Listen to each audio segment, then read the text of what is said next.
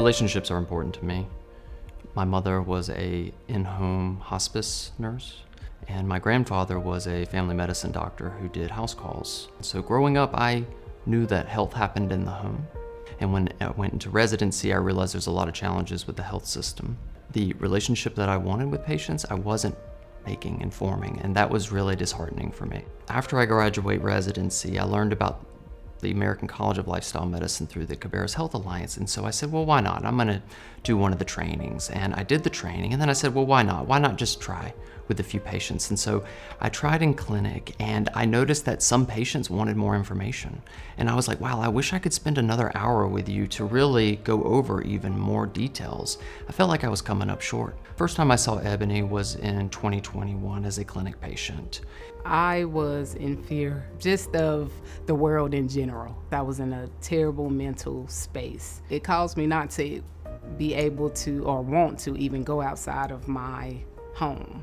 By smoking a lot and drinking a lot, I ended up having a very bad, severe cough. So I was forced to go into the clinic and see Dr. Nance. In January of 2023, our visit was different. It was remarkable. When I walked in, I felt a heaviness in the air. She looked distressed, and I realized that I would not be doing my job if I just left and gave her the prednisone and the doxy and said, see you next time. I usually take a few minutes to say, look, what I want to do is spend about 30 minutes getting to know who you are. What's important to you? What is driving you to be healthier? What is life like? And then he reiterated my story back to me to let me know he was listening to every word I said. I began to just open up. I noticed a burden release from her. Her shoulders relaxed. She smiled. At the end of that 30 minutes, I usually hand them a Lifestyle Medicine at Home card that has those 6 areas of lifestyle medicine. And I recommend that they focus in on 1 or 2 areas. And we came up with very specific goals for Ebony. Definitely individualized the goals for me, made it realistic. Maybe walk to the mailbox twice a week on Monday or Thursday. 1 handful of grapes on the weekend when you're at the farmer's market. So with that prescription and my discipline, it all came together. I even called Dr. Nance I have so much energy, I don't know what to do. What he's like, Ebony, just walk it off. Just walk it off. I was a totally new Ebony.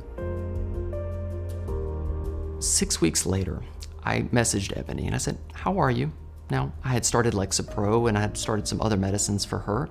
And she says, I am doing great. And I said, well, what if our next meeting, let's meet and let's go for a walk. We met at the research campus and we walked together. And what was really striking about what Ebony talked about is she asked me, how did you help me get here? What did how did you help me this much? So I started talking to her about motivational interviewing, and she kept asking me more questions. And then she asked me more questions about lifestyle medicine. And I said, wait a minute. Ebony, you're a completely different person than I remember 6 weeks ago. You really want to learn a lot. I've got 5.5 hours of CME from American College of Lifestyle Medicine. Let's try it. She finished the 5.5 hours of CME in the weekend.